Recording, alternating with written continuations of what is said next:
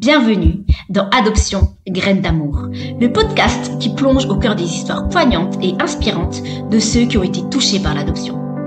Je suis Hélène Laloux, conférencière formatrice, coach, éducatrice spécialisée et maman de 2 adorables petites filles âgées de 6 et 12 ans. Mon histoire commence à plus de 7000 km de la France, en Inde, avant que je sois adoptée à 16 mois par une famille du nord de la France. Mon parcours personnel m'a conduit à explorer les multiples facettes de l'adoption et à partager ces récits extraordinaires avec toi. Ici, tu découvriras des témoignages vibrants de parents qui ont adopté, de personnes qui ont été adoptées au parcours unique, de parents biologiques ayant pris la décision de confier leur enfant et de tous les membres de la famille impliqués dans ce monde complexe et émouvant de l'adoption. Mes invités partagent des récits de résilience, d'amour inconditionnel, de perte et de découverte de soi. Chaque épisode dévoile des parcours exceptionnels où espoir et douleur, joie et défis s'entrelacent. L'adoption, avec ses multiples facettes, révèle comment les liens du cœur peuvent transformer des vies et surmonter des épreuves significatives. Chaque histoire d'adoption est un voyage d'émotions et de révélations qui mérite d'être entendu. Comment trouver sa place dans une nouvelle famille? Comment forger son identité entre 2 histoires de vie? Comment vivre pleinement l'amour malgré les blessures? Nous explorerons ces thèmes avec profondeur et empathie. Ce podcast célèbre la diversité des expériences humaines et explore la puissance transformatrice de l'amour. C'est un hommage aux liens qui nous unissent, au-delà des différences et des épreuves. N'oublie pas, chaque rencontre peut tisser des liens qui changent une vie.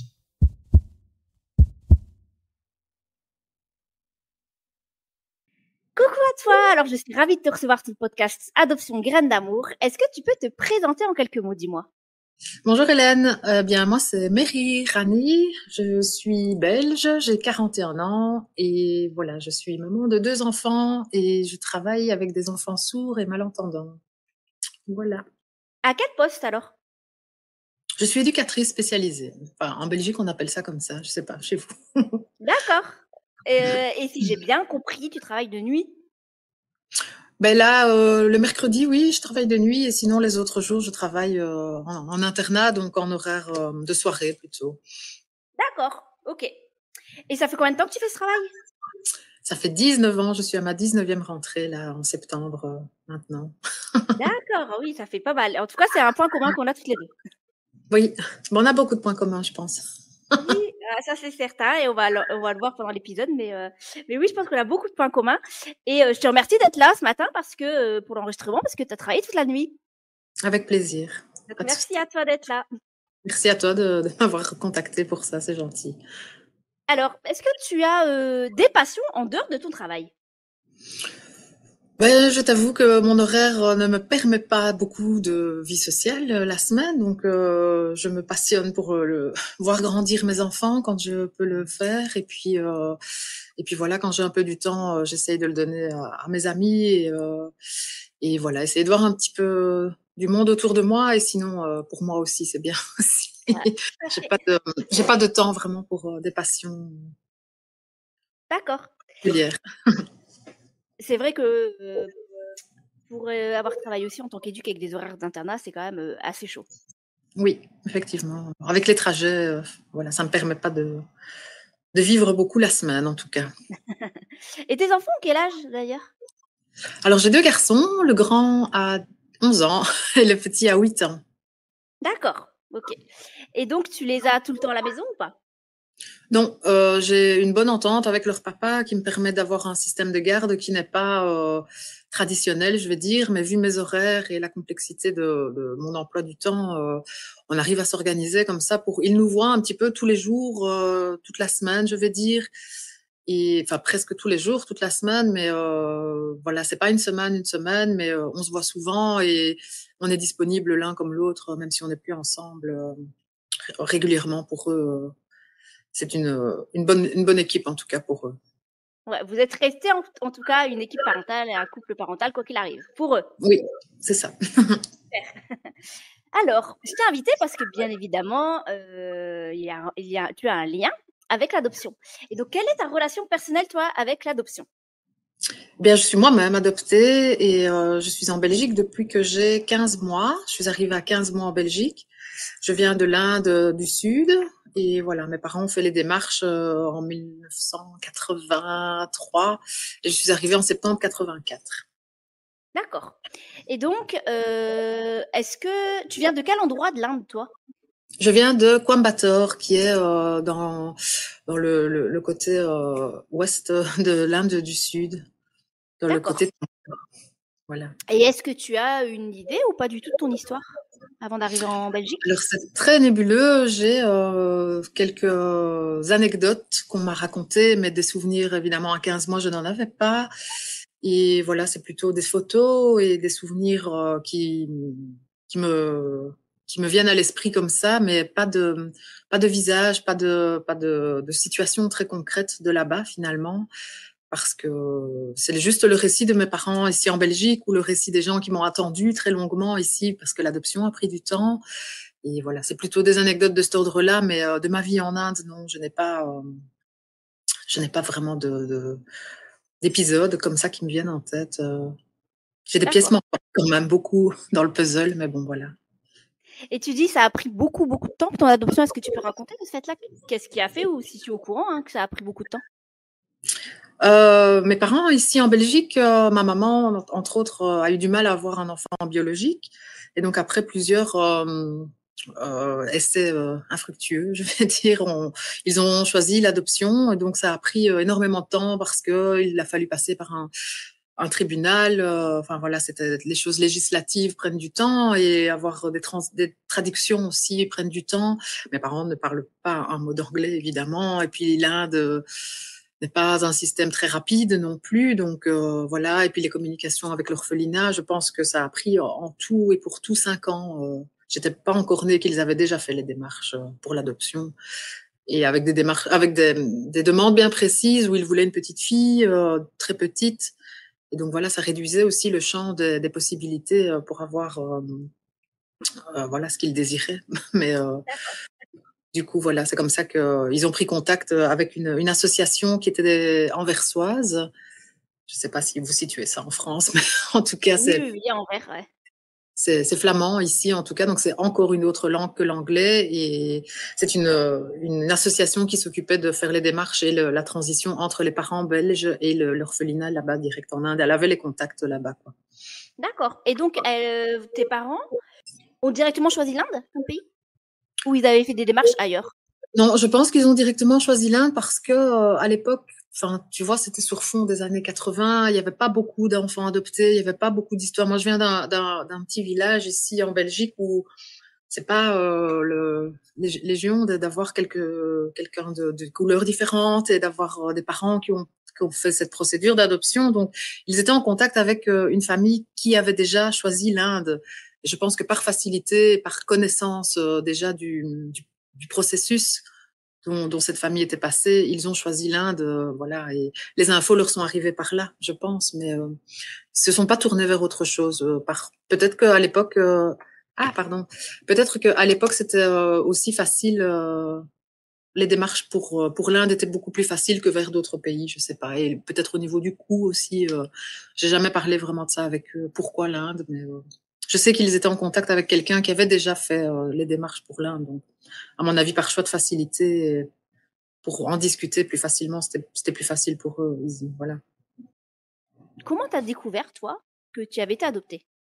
Je pense que ça date un peu de l'époque de rentrer à l'école, parce que là, tu observes que tu n'as pas la même couleur de peau que les autres enfants et que je pense que mes parents m'en ont parlé déjà toute petite, du fait de m'avoir attendu beaucoup, leur entourage qui m'avait attendu beaucoup. C'était une histoire qui se communiquait beaucoup dans leur réseau parce que c'était Mairie, on attendait beaucoup Mairie, donc on m'en a parlé beaucoup étant petite. Ça, j'ai pas trop de souvenirs. Les seuls souvenirs qui me reviennent, c'est plus à l'école où il y a des questions où je me rends compte que tout le monde est blanc sauf moi et que voilà, ça ouvre le sujet sur d'où je viens et qu'est-ce qui se passe, qu'est-ce qui s'est passé, quoi. Mais après, j'étais un peu plus grande à l'entrée à l'école, donc j'avais peut-être plus la capacité de comprendre aussi, voilà, de ce qui les animait d'avoir adopté un enfant, quoi. Oui. Ouais, c'est ça. Et est-ce que ça a été justement, quand tu es rentrée à l'école, ça a été un sujet compliqué pour toi ou pas du tout, assez naturel finalement de répondre aux questions des autres enfants? Non, ça n'a jamais été tabou chez moi. Donc, mes parents m'avaient peut-être déjà bien préparé à cela, voilà, parce qu'il y avait rien de caché, quoi. Il y avait rien de sous-entendu ou de, de, tout était transparent finalement par rapport à cela. Donc, j'avais aucun souci à répondre à ça. J'étais une enfant qui était bien dans ses baskets et qui était à l'aise. J'étais bien là où j'étais, mais j'imagine qu'il a fallu le temps. J'ai pas de souvenirs plus petites, mais peut-être j'ai pleuré, peut-être il s'est passé des choses. Il y avait aucune psychologie de l'enfant à cette époque-là, hein, dans les années 80, et de l'arrivée d'un déracinement d'un enfant qui vient de l'autre bout du monde, comme ça, avec une autre culture, une autre langue, une autre chaleur, une autre couleur, une autre épice. Et puis finalement, on n'a pas trop pris ça en considération. Donc voilà, je pense que j'étais une enfant qui m'acclimatait assez vite là où j'étais. Peut-être trop, peut-être trop vite, peut-être voilà. Mais en tout cas, à l'école, ça n'a pas posé de soucis. Je ne me souviens pas d'avoir eu des soucis ou de la peine ou d'avoir été blessée par quelque chose de cet ordre-là, quoi.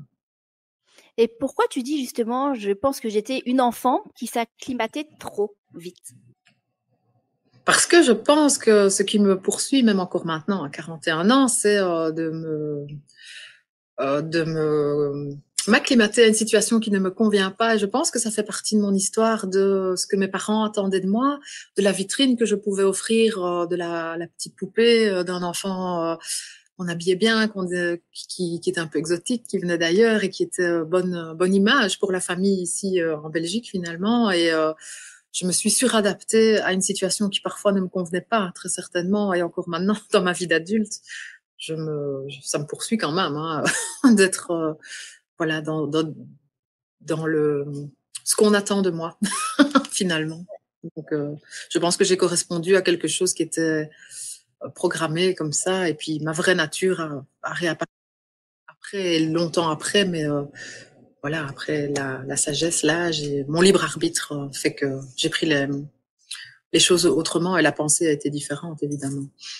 Ouais, je pense que ça me renvoie vraiment beaucoup aussi à ma propre histoire et à l'histoire d'énormément de personnes qui ont été Bien adoptées, sûr.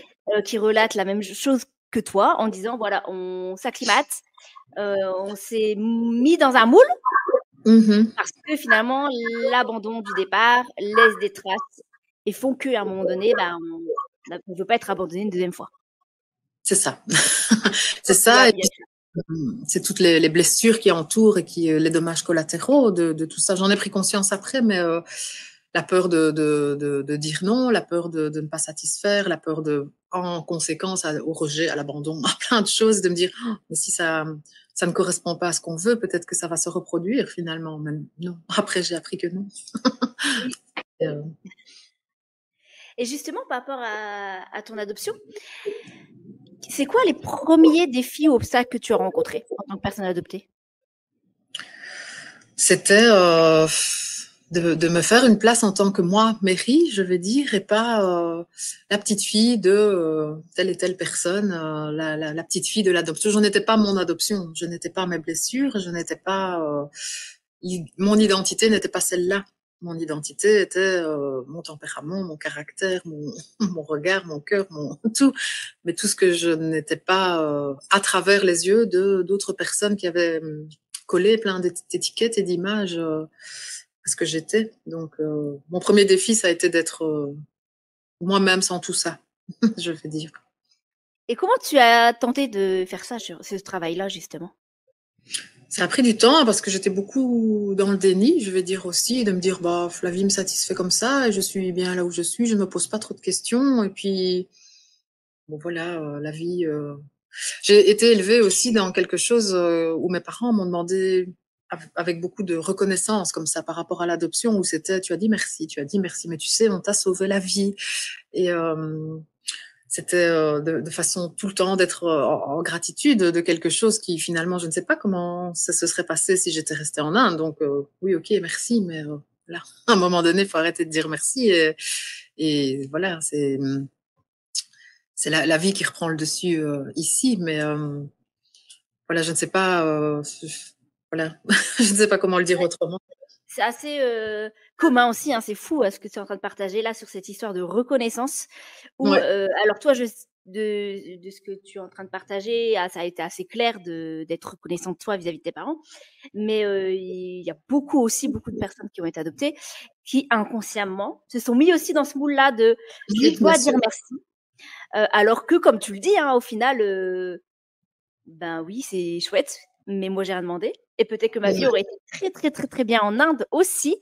Et je trouve que c'est important de rappeler que l'adoption au départ, c'est des parents qui sont en manque d'enfants. C'est ça. Qui sauve qui?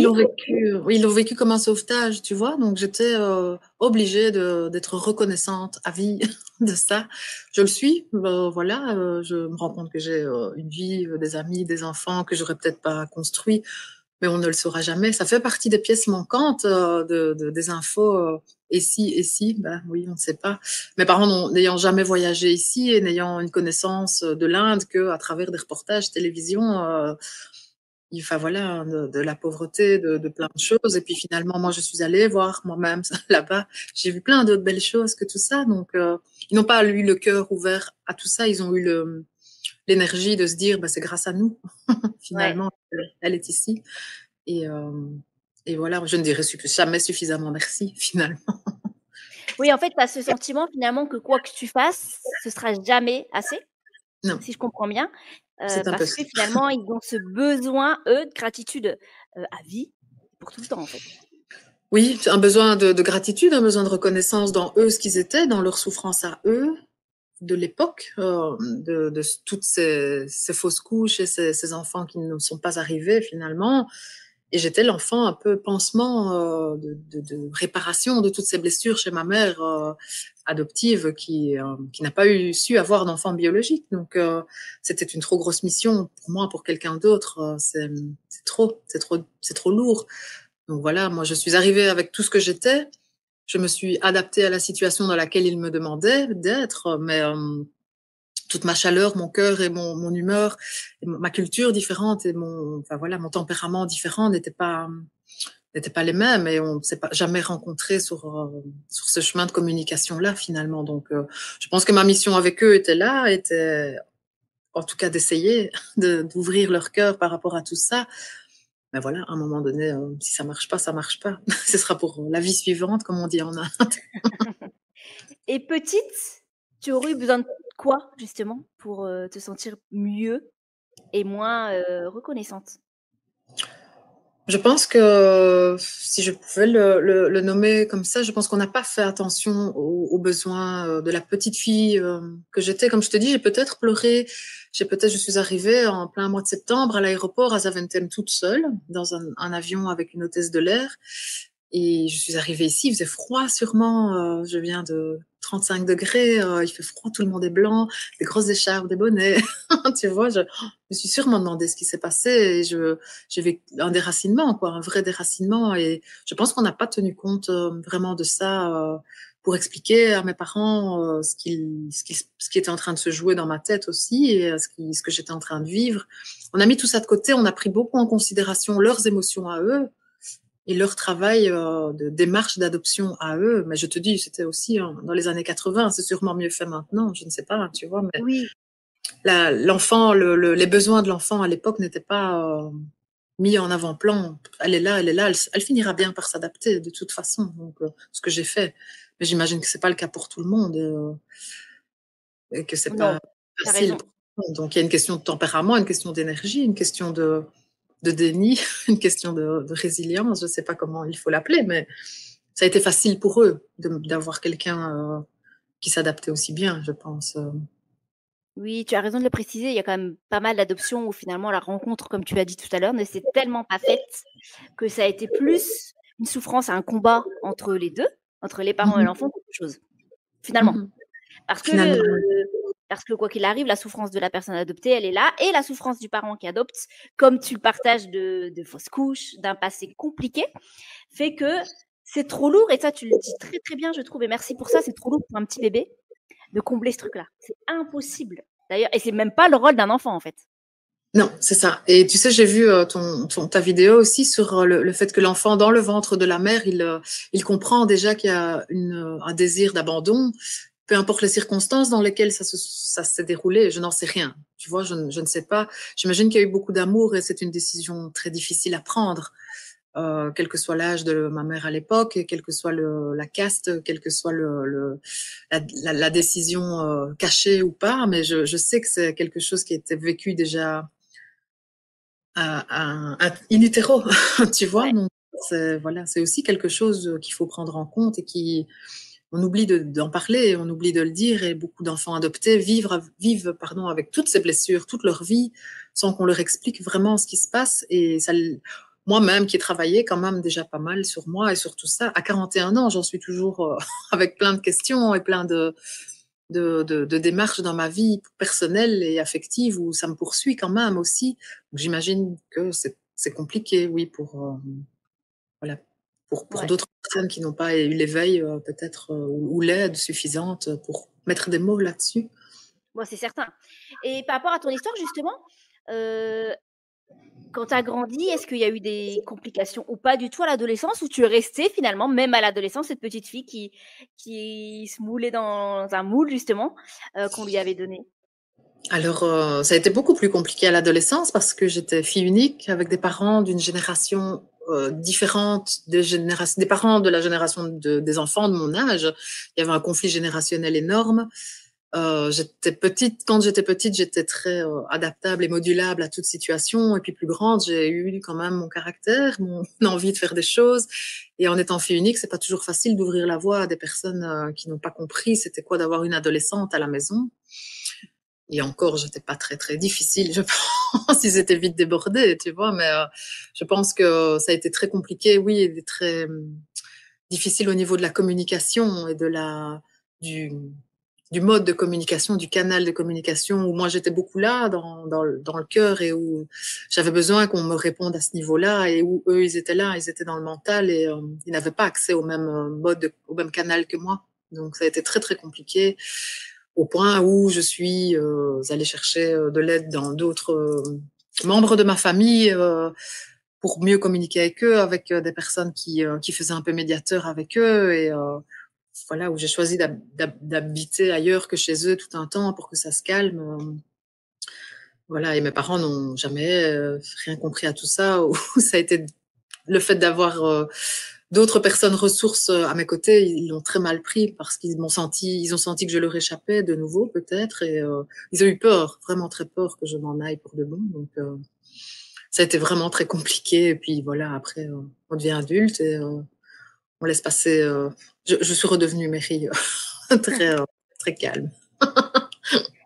Et à l'adolescence, est-ce que tu te souviens justement de tes préoccupations, tes questionnements, ce qui te perturbait davantage, pour être plus concret?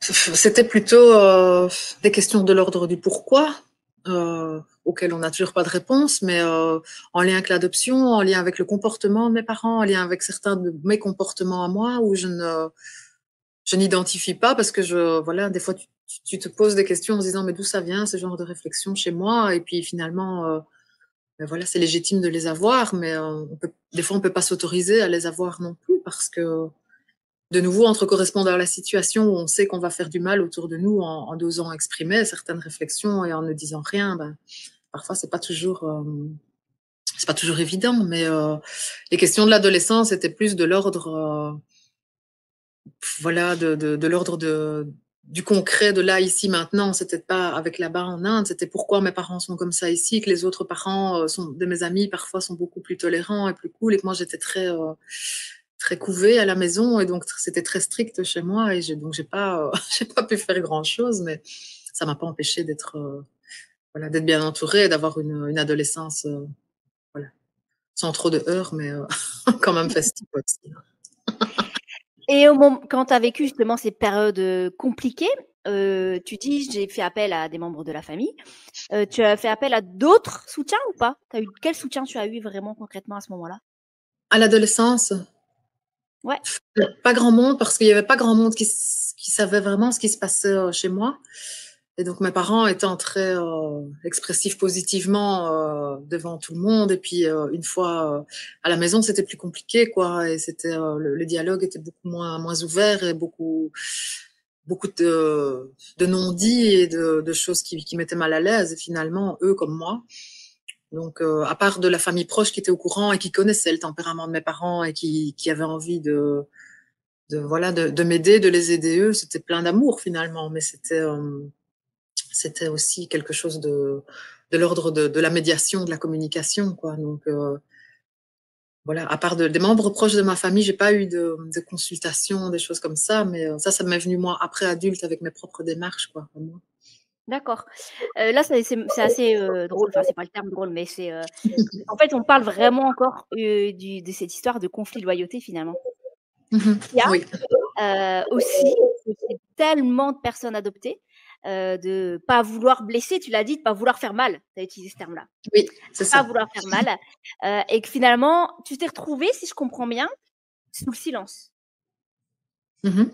dans la période de ton adolescence parce qu'entre l'image que les parents renvoyaient à l'extérieur et ce qui se passait à la maison, il y avait un écart qui ne te permettait pas de pouvoir ouvrir une communication et Non. pouvoir partager tout ce que toi, tu étais en train de vivre en tant qu'adolescente. Et il n'y avait pas de place aux questions non plus, pas de place à qui je suis, d'où je viens, qu'est-ce qui se passe. Il n'y avait pas de place pour ça chez moi. On n'en parlait pas. C'était pas, ça les mettait plus mal à l'aise qu'autre chose. Donc, moi, je préférais éviter le sujet, mais tout ça, c'était dans ma tête quand même, quelque part. Donc, on a on a peur je suis très mauvaise en gestion de conflit encore à l'heure actuelle parce que j'évite le conflit et des fois c'est pire que mieux parce que je devrais aller au front et je me rends compte que c'est pas négatif finalement et que ouvrir le dialogue et ouvrir les questions qui sont un peu inconfortables ne mène pas spécialement au conflit, mais comme je suis très mauvaise là-dedans, je préfère ne rien dire des fois et puis garder pour moi, je ne dis rien et puis alors que c'est pire que mieux. Des fois Finalement, c'est un mécanisme qui est naturel chez toi parce que tu l'as mis en place depuis que tu es bébé, en fait, oui, c'est ça. au final. Donc, J'ai fait en forcément, sorte c'est de ne pas faire inné. trop de bruit. Oui, c'est ça. J'ai fait en sorte de ne pas faire trop de bruit, d'être trop bruyante et d'être discrète. Voilà. Et j'imagine Ouais. que mes parents n'étaient pas d'accord, c'est ce que je faisais aussi. Oui, bah, je pense aussi. Et justement, quand tu es devenue, adulte, qu'est-ce qui t'a, donné envie, à un moment donné, de te faire accompagner, justement? Parce que un besoin de sécurité, peut-être aussi de trouver de la sécurité par moi-même. Parce que mes parents, comme je t'ai dit, étaient très protecteurs, ultra protecteurs, trop protecteurs. Et donc, j'avais besoin d'avoir les pistes et les outils pour avoir de la sécurité par moi-même et pour me donner à moi les chances de trouver des solutions sans l'attendre de quelqu'un d'autre et sans être dans une prison dorée où j'avais même pas encore énoncé le problème qu'on me trouvait déjà une solution, tu vois. Donc finalement, je voulais mettre des choses en place dans mes questions dans ma tête et dans mon on a retravaillé avec des choses très très profondes et très basiques de l'enfant et du manque de sécurité de l'enfant qui font pourquoi dans ma vie actuelle je raisonne différemment ou que j'agis de façon complètement improbable à certaines situations parce que je suis en manque de sécurité de certaines choses. Donc mon besoin de travailler sur moi-même, ça a été pour ça d'abord. Et puis ensuite, je suis devenue maman et je trouvais que la sécurité était importante à transmettre aussi à mes enfants. Donc Donc, tu as commencé avant de devenir maman? oui, D'accord. oui, oui. Et donc, je pose J'ai cette question-là commencé parce que oui. vas-y. J'ai commencé parce que c'était très conflictuel avec mon père. Ma maman étant décédée, et avec mon père, c'était conflictuel et j'ai cherché des pistes. Pourquoi on n'est pas les mêmes? Qu'est-ce qui fait que la communication, de nouveau, ça ne fonctionnait pas? Donc, j'ai commencé ce travail-là comme ça et en me rendant compte que notre GPS n'était pas le même tous les deux et en acceptant ça. Voilà. Et ça m'a permis d'accepter. Le travail m'a plus permis d'accepter les choses euh, et de dire on décongèle pas spécialement les gens plutôt que de vouloir forcer, forcer, forcer. Ça me rendait malheureuse de forcer les choses finalement. À un moment donné, j'ai choisi d'accepter. Et donc, si je comprends bien, finalement, les relations et la communication avec tes parents a toujours été compliquée et ça l'est toujours? Enfin, avec ton Ça l'est- papa? oui, ça l'est toujours. Oui, oui, tout à fait. Parce que j'ai pas de place de nouveau pour mes émotions. Mon papa réfléchit de nouveau là et moi je réfléchis toujours là. Et donc quand j'énonce un problème, quand j'énonce je sais pas, un stress, une inquiétude, je vais pas aller jusqu'au mot stress, mais il va me répondre à quelque chose qui n'a rien à voir, quoi. C'est du pratico-pratique, du financier, voilà. Il n'y a pas de place pour énoncer quelque chose qui me traverse le cœur, je vais dire. Et avec ta maman, avant son décès, ça a été aussi compliqué jusqu'à la fin ou il y a eu une évolution? Elle était plus ouverte, je pense, elle, parce que maman simplement et parce que ce désir d'enfant venait vraiment d'elle, hein, d'avoir, envie de pouponner, d'avoir envie d'avoir une allez, une idéale dans sa vie, d'avoir une petite fille, comme ça qu'on chérit, je pense qu'elle était plus ouverte à cela, mais elle ne m'a pas connue, très, très tard, parce que voilà, elle a été malade et puis elle est décédée, donc j'ai pas eu de soutien maternel de cet ordre-là. Donc j'ai dû communiquer avec ce papa qui était, aux antipodes de ce que j'étais moi. Donc, D'accord. Et ta maman est décédée, tu avais quel âge toi? j'avais 20 ans. D'accord. Et je pose une question, après tu es pas obligée d'y répondre si c'est complexe Oui. pour toi.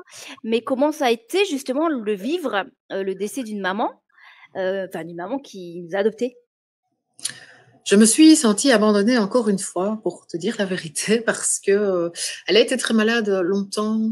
Ça a duré longtemps et on a le temps de se faire au fait que la personne, à un moment donné, ne sera plus là. Mais quand c'est concret, quand ça arrive vraiment et quand c'est le jour où on se rend compte vraiment, je me suis dit, oh, je suis de nouveau seule au monde. Alors que finalement, je l'étais déjà depuis un petit temps, puisqu'elle n'était plus là vraiment. Mais je me suis sentie de nouveau seule. Je sais pas Ouais. comment t'expliquer, voilà. Oui, oui, on parlait donc du décès de ta maman Oui, et tu disais que finalement, tu avais vécu ça comme un deuxième abandon. oui. Un deuxième abandon ou une deuxième solitude. Euh, dans ma vie de femme à 20 ans, je venais de finir mes études, j'avais pas encore d'enfants. Je savais tout ce qui se projetait, je savais qu'un jour j'avais envie d'avoir des enfants et que ça allait arriver. Et puis je me suis dit, mais je suis de nouveau seule. Donc, j'ai pas eu cet accompagnement dans ma vie de maman, j'ai pas eu à l'adolescence, c'était déjà compliqué aussi. Et puis comme elle était plus vraiment là depuis quelque temps, j'ai appris à être seule, encore une fois. Mais je vais réaliser que j'étais vraiment seule quand elle n'était plus là, finalement. Et quelles répercussions cette solitude finalement que tu partages là, que ce soit à l'adolescence ou après quand ta maman est décédée, ça a eu comme impact sur ta vie de femme derrière?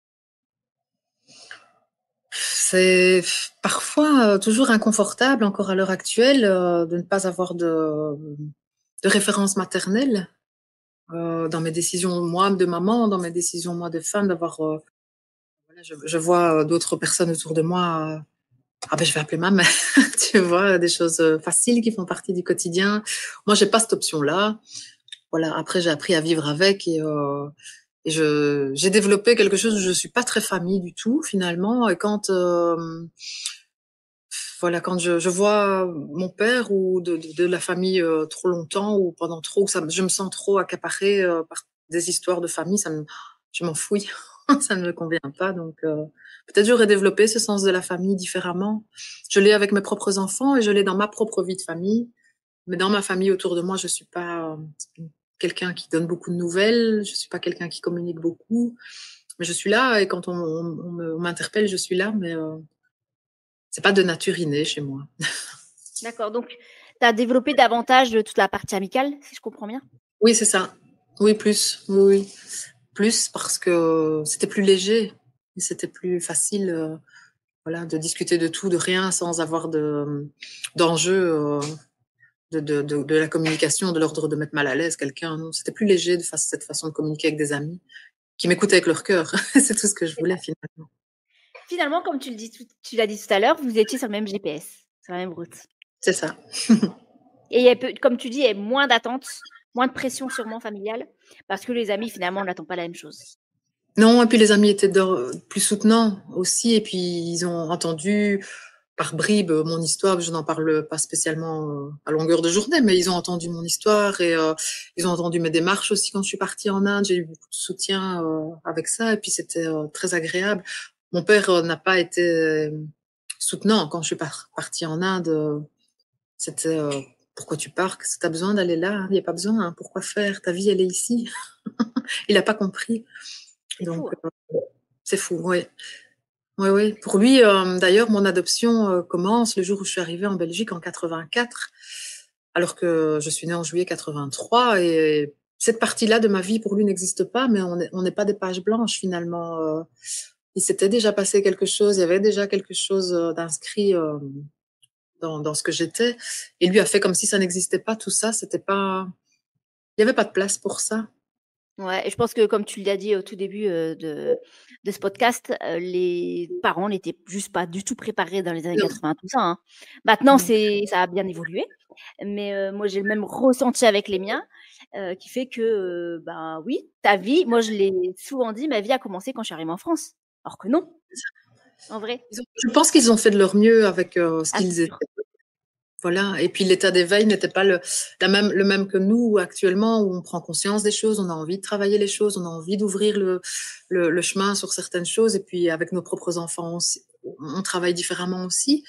Donc leur capacité à être éveillée à tout ça n'était pas là. Voilà, je ne Oui. sais pas, je ne leur en veux pas. Et par rapport justement à ton métier d'éducatrice spécialisée, est-ce que tu sais déjà ce qui fait que tu as été plus dans ce domaine-là qu'autre chose? Mais j'ai toujours su que je voulais faire quelque chose en lien, socialement parlant, je vais dire. J'étais pas faite pour être dans un bureau avec des chiffres ou voilà ou des machines spécialement. Non, je voulais travailler dans l'humain et les études. Donc j'ai fait 3 ans d'études en études supérieures chez nous en Belgique. Ça se passe comme ça. Ça m'a aussi fait travailler sur moi et sur qui j'étais parce que évidemment notre outil personnel de travail, notre outil de travail, c'est notre personnalité, c'est nous en premier front, c'est nos émotions, notre façon de les gérer, notre capacité à être adéquat dans des situations qui nous mettent nous de façon inconfortable parce que je croise aussi des enfants qui ont des vécus très très difficiles, bon c'est très bancal aussi pour certains ici et on doit être OK avec tout ça, quoi, pour commencer à travailler. Donc, ces études m'ont fait du bien aussi. C'est une sorte de thérapie personnelle aussi d'avoir choisi ce genre d'études. Donc tu dirais que finalement, la profession que tu as choisie t'a beaucoup aidé personnellement à Mmh. évoluer psychologiquement et à évoluer dans ta manière de penser par rapport à ta propre histoire? Oui, parce que ça ouvre d'autres façons de penser qui ne sont ni la colère, ni la rancœur, ni voilà, ça ouvre juste les portes de qu'est-ce qu'on peut faire, trouver des solutions, quoi. Voilà, plutôt que d'être dans la rumination, on trouve des solutions pour d'autres personnes. Et si ce qu'on est nous, et ce qu'on a fait de nous 41 ans plus tard peut servir à quelqu'un, bah autant que ça, autant que ce soit le cas. C'est clair, complètement. Qu'est-ce que ça a changé pour toi de faire ce métier? Euh, Ça, oui, je ne sais pas, c'est difficile de répondre à ça parce que c'est comme si c'était ma vie, en fait, ce métier, ma vie innée, ce métier, je vais dire, c'est pas, ça n'a pas changé grand-chose en moi puisque je ne me sens pas différente à être au travail ou à être chez moi ou à être avec mes amis. Je ne pense pas qu'il y ait du changement qui s'opère. Si, bien sûr, parce que tu rencontres des situations, comme je te dis, avec certains jeunes qui te touchent plus que d'autres et qui te renvoient à des blessures aussi, qui te disent, enfin voilà, donc il faut arriver à mettre la part de la barrière à la bonne distance et puis ne pas les reprendre tous à la maison parce que tu as de la peine pour eux. Et développer ta propre empathie, mais de façon juste et correcte. C'est ça. Et tu m'as partagé en off qu'il y a des choses qui ont changé dans ta vie il y a 4 ans. Oui. Est-ce que tu peux nous partager un petit peu ce qui s'est passé? Il y a 4 ans, j'ai pris la décision. Donc, comme je te dis, mon papa adoptif, enfin voilà, pour lui, l'adoption n'a pas, l'avant-adoption n'a pas existé. Donc, il y a 4 ans, j'ai décidé d'aller rechercher mon dossier d'adoption chez lui. Je savais où c'était. J'y suis allée. Bon, il n'a pas Internet, hein, il va pas voir ça, mais j'y suis allée un peu en mode ninja à récupérer mon dossier, récupérer des photos, récupérer tout ce qui avait été communiqué en Inde avec des lettres adressées à la religieuse qui s'occupait de moi là-bas. Et je suis allée rechercher tout ça parce que je me suis dit, le jour où mon père va décéder, enfin voilà, peut-être d'ici là, il aura le temps de les cacher, les brûler. Enfin, je ne sais pas quelle que soit l'idée qui lui passe par la tête. J'ai estimé que c'était à moi et j'ai estimé que j'avais besoin de l'avoir, de le posséder, de le visualiser. Et donc voilà, j'ai parcouru un peu tout ça. J'ai découvert plein de choses que j'avais jamais su à 36 ans, j'ai découvert vraiment plein de choses sur cette adoption qu'on ne m'avait jamais dites et que je n'avais jamais vues, des photos, des écrits. Avec le dossier d'adoption, il y a comme un mode d'emploi de l'enfant qui a été mis avec. De nouveau, en 1980, on faisait pas confiance aux gens pour être parents. On leur disait comment ils devaient être. Et voilà. Et donc, pardon, il y a 4 ans d'ici, avec ce choix de récupérer mon dossier, j'ai aussi choisi de récupérer mon besoin de sécurité à moi par rapport à tout ça, parce qu'on m'a toujours couvé, on m'a mis sous cloche, et donc j'avais besoin de me prouver par moi-même que je savais faire les choses, même si c'était inconfortable, j'allais trouver des solutions et que j'allais mettre des choses en place dans ma propre vie pour y arriver, peu importe les moyens, mais j'allais le faire. Donc voilà, j'ai changé de vie, j'ai choisi de me séparer du papa de mes enfants.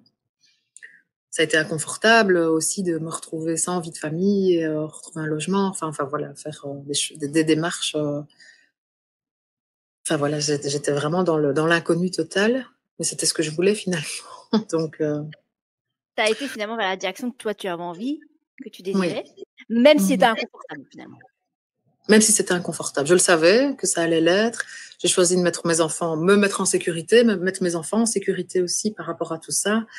Mais voilà, ça a pris du temps, et je pense que les découvertes de tout ce dossier d'adoption ont été l'élément déclencheur de qui je suis moi à 36 ans. J'ai toujours réfléchi. Je suis restée presque 17 ans avec le papa de mes enfants.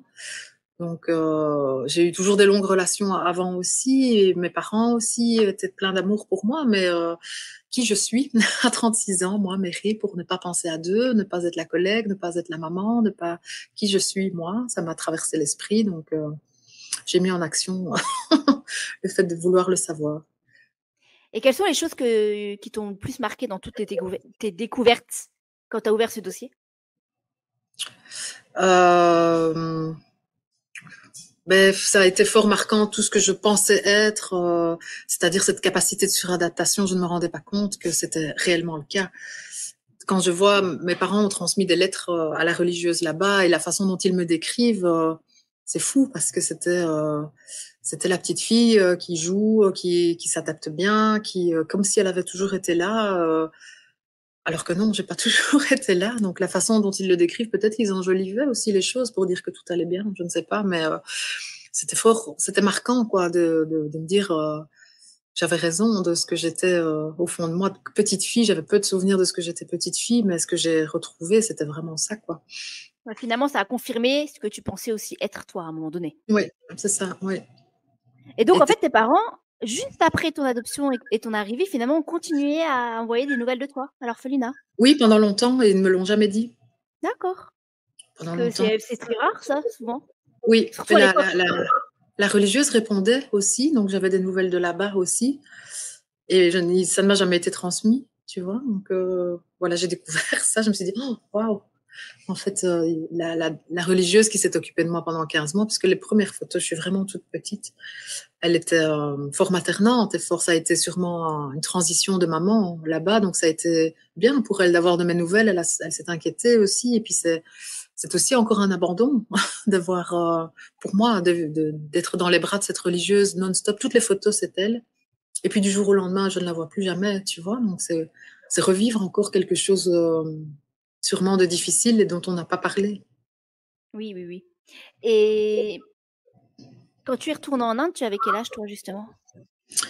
Donc j'avais déjà mon grand garçon qui avait 2 ans et demi, donc j'avais 32 ans. D'accord. Et est-ce que tu es retournée sur les lieux ou pas du tout? Non, je suis allée à l'opposé de où je suis allée, parce que voyager, c'était pas des questions d'ordre personnel, c'était plutôt le côté pratique de voyager avec un enfant, le côté sanitaire et le côté confortable d'un si long voyage, et de ne pas savoir où j'arrivais, et de pouvoir lui permettre d'être pas envahi non plus par des choses qui étaient pas gérables déjà pour nous en tant qu'adultes. Et voilà, je voulais que ça soit en douceur, une arrivée en douceur.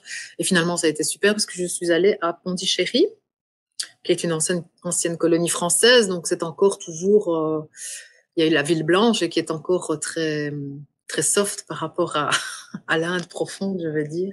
On a été accueillis par des personnes super et mon fils là-bas, du haut de ses 2 ans et demi, s'est senti comme un poisson dans l'eau. C'est comme s'il était né là-bas. C'était drôle. Oui, c'est comme s'il connaissait. Pourtant, tout est dérangeant. Le bruit, les odeurs, tous tes sens sont mis en éveil, mais rien ne l'a dérangé. C'était vraiment remarquable d'observer ça avec mes yeux, moi de petite fille de là-bas et puis de maman, de l'observer lui. Et tu es pas retournée depuis? Non, Non. pas encore, non. Est-ce que tu as le projet justement peut-être d'aller voir si cette maman de substitution pendant 15 mois est encore là ou pas du tout? Alors j'ai fait les démarches par rapport à une personne qui était là-bas à Coimbatore, là où est nommée l'orphelinat. Elle m'a gentiment proposé d'aller voir sur place et de prendre contact avec les dernières religieuses qui restaient là. Donc la religieuse qui s'est occupée de moi est décédée il y a 4 ans, donc elle n'est plus là. Et les religieuses là-bas sur place communiquent pas très bien, pas avec un très bon anglais, ou alors elles veulent pas tout dire, tu vois, en demandant où étaient un peu les dossiers, ce qui se passait. Elles disent qu'il y a beaucoup d'enfants qui essayent aussi de revenir 40 ans plus tard, 30 ans plus tard, et les dossiers n'existent plus, les infos sont plus là. Voilà. Je lui ai dit qu'en tout cas, si elle allait chercher des infos là-bas, moi je n'attendais rien parce que ça fait longtemps que je n'attends plus rien. J'étais pas déçue si elle revenait sans rien. Et j'étais très contente si elle avait des infos, mais j'étais pas dans l'attente de quelque chose par rapport à des questions là-bas. Et voilà, je lui ai demandé qu'elle y aille le cœur ouvert, et s'il y avait des infos, tant mieux. Et s'il y en avait pas, c'était pas grave. Donc, le peu d'infos que j'ai reçues ne me déçoivent pas parce que je n'attendais pas spécialement plus, quoi. J'ai appris à vivre. Voilà. C'est ça. Tu as appris à vivre avec et tu plus dans l'attente de toutes ces pièces du puzzle qui manquent parce que finalement, tu t'es trouvé différemment toi. C'est ça. Et puis, à un moment, avant d'avoir des enfants, tu te demandes toujours bien à qui tu ressembles sur cette terre. Voilà, je vois les gens ici ressemblent à leurs parents, à quelqu'un de leur famille. Moi, je ne savais pas. Et puis, quand tu as tes propres enfants, ils te ressemblent très fort. Et puis, tu te dis, oui, bon, allez, ça va, c'est bon. J'ai plus besoin de chercher. Je n'ai jamais vraiment cherché, mais j'ai estimé que j'étais bien ici et que, je ne sais pas, c'était un système de protection aussi de me dire, avoir des infos là-bas, je ne sais pas si ça m'aurait rendue plus heureuse de encombrer mon cerveau encore un peu plus avec tout ça. Donc, je ne sais pas, c'est peut-être de la protection, je ne sais pas. Et qu'est-ce que ça a changé pour toi de devenir maman? C'était très particulier parce que quand j'ai eu mon premier enfant, j'ai appris très tard que j'étais enceinte parce que j'étais dans le déni. C'était pas vraiment un déni de grossesse, mais voilà, je savais que je voulais un enfant, mais il est arrivé comme ça dans une période de ma vie où c'était pas du tout prévu. Et puis c'était à la naissance, c'est un enfant et un bébé très autonome et très indépendant, comme ça, comme s'il avait senti que ma démarche maternelle n'était pas opérationnelle directement. Et donc, il avait besoin qu'on le dépose beaucoup, qu'on lui foute la paix, je vais dire comme ça. Et moi, voilà, j'avais du mal à trouver ma place de maman et à être très, très attentive et très adéquate parce que je savais pas comment faire. Et ma première inquiétude, ça a été de me demander ce que j'allais lui donner à manger. Et donc, le papa de mes enfants était très, très, très patient. Il m'a dit, mais il n'a besoin de rien, il a juste besoin de lait, de chaleur, et il avait raison. Mais voilà, implicitement, mon histoire fait que ce qui m'a inquiété en premier lieu, c'était comment je vais nourrir cet enfant. Et je pense que c'est ce qui s'est passé de mon abandon. C'était une question de comment nourrir ce bébé, je ne sais pas. Donc, ça a été une peur primaire chez moi. D'accord. Et comment tu l'as dépassée cette peur justement avec cette première arrivée? Parce que j'ai eu beaucoup de soutien, justement, et le papa de mes enfants était très là, très, très adéquat et très présent. Et lui s'est montré très patient avec moi aussi. Et c'est venu, et les hormones font leur travail aussi. À un moment donné, après l'accouchement, tu te dis, bon, il est quand même mignon, cet enfant, je vais m'en occuper. Mais les choses se sont mises en place, évidemment, mais c'était pas instinctif pour moi. C'était difficile pour moi. Et donc, tu imagines que pour le deuxième, ça a été différent? C'était différent parce que c'était déjà pas si imprévu, c'était décidé. Et lui m'a appris un rôle de maman complètement différent. Il était euh, très en demande parce qu'il avait des soucis de reflux, de choses. Enfin voilà, c'était un autre bébé, un autre tempérament, un autre enfant. Et il m'a appris à être maman différemment. Il m'a demandé d'être maman différemment que le premier. Donc, je me suis adaptée comme je sais faire. Mais voilà, c'était un autre pôle du rôle de mère et voilà, le terrain était déjà un peu connu, donc je savais faire plus ou moins. Donc maintenant, ils ont 8 et 11 ans, si je me rappelle bien. Et Oui. de ce fait-là, avec ces années de recul, être maman, ça a vraiment changé quoi pour toi? Bah, ça m'a Dans fait ton grandir. histoire? Ça m'a fait grandir aussi et puis ça m'a rappelé, voilà, les observer eux grandir en me disant que tout est beau aussi. Enfin voilà, dans leur conflit aussi, c'est beau finalement parce que je n'ai pas de frères et sœurs moi. Et donc j'ai eu très peur au début en me disant mais comment on fait avec deux? Je sais pas comment on fait avec deux. J'ai toujours été toute seule. Mais ils m'ont appris à grandir, ils m'ont appris beaucoup de choses sur moi, ils m'ont appris à être voilà, à être maman en même temps que eux grandissaient. Donc, on a grandi ensemble. C'était bien. Oui, souvent, c'est ça. On en parle très peu. C'est très peu que les enfants, finalement, élèvent les parents sur plein de choses et apportent énormément. Mais je pense aussi quand on est une personne qui a été abandonnée et qui a été adoptée derrière, ça a aussi un écho différent. Oui, et puis voilà, ça m'a renvoyé à la petite fille que j'étais aussi dans certaines choses où j'ai très peu de souvenirs parce que j'ai choisi d'avoir très peu de souvenirs où j'ai effacé beaucoup de choses, je pense. Et parfois, le petit étant beaucoup plus comme moi, il me renvoie à des choses où je me dis, mais oui, c'est tellement vrai. C'est comme si je prenais la petite fille par la main et que je lui disais, mais allez, viens, on y va, quoi. Je suis là. Par rapport à toute ton expérience des personnes adoptées, justement, quels ont été tous tes succès dans tout ce parcours-là que tu as vécu? Ça, c'est toujours difficile comme question. Mais je ne sais pas, je pense les succès, il faut les voir en observant ce qui se passe autour de nous. Et ce qui se passe autour de nous, c'est que j'ai beaucoup d'amour autour de moi. Et le succès, c'est celui-là finalement. C'est que mes enfants sont très bien dans leur basket aussi. Ce sont de petits bonhommes très épanouis et plein de joie, plein de vie. Ils sont là, ici, maintenant. Ils sont bien sur cette terre-là. Et le succès de ce que on récolte, ce que l'on sème. Donc le succès, c'est plutôt la récolte voilà, de voir l'amour que j'ai autour de moi, que ce soit mes amis, ma famille, et la qualité de présence que je peux avoir quand je les vois. Tout à fait. Bah, en tout cas, je trouve que c'est un sacré succès de se dire que finalement, avec un début de vie complexe, on a réussi et tu as réussi à créer un environnement rempli d'amour autour de toi. Merci. je, suis- je pense que c'est ce que j'observe, oui. Et justement, si tu avais des conseils à donner à des personnes qui ont été adoptées, qui sont peut-être dans une période de leur vie complexe, quels conseils tu peux leur donner? C'est difficile d'avoir des conseils pour d'autres personnes qui vivent les choses totalement différemment, qui ont leur propre histoire, leurs propres blessures, leur propre. Enfin voilà, tout le monde a sûrement une réaction différente de la mienne. Voilà, j'ai envie de leur dire de se faire confiance d'abord, et puis d'enlever toutes les étiquettes qu'on nous a collées comme ça petit à petit tout au long de notre vie. Et, même si c'est inconfortable d'apprendre à savoir qui on est, ça vaut la peine. Tout à fait. Et j'aurais une dernière question pour toi. Quelle serait ta définition de l'amour inconditionnel, si tu en avais Oh, une? ma définition de l'amour inconditionnel, ce serait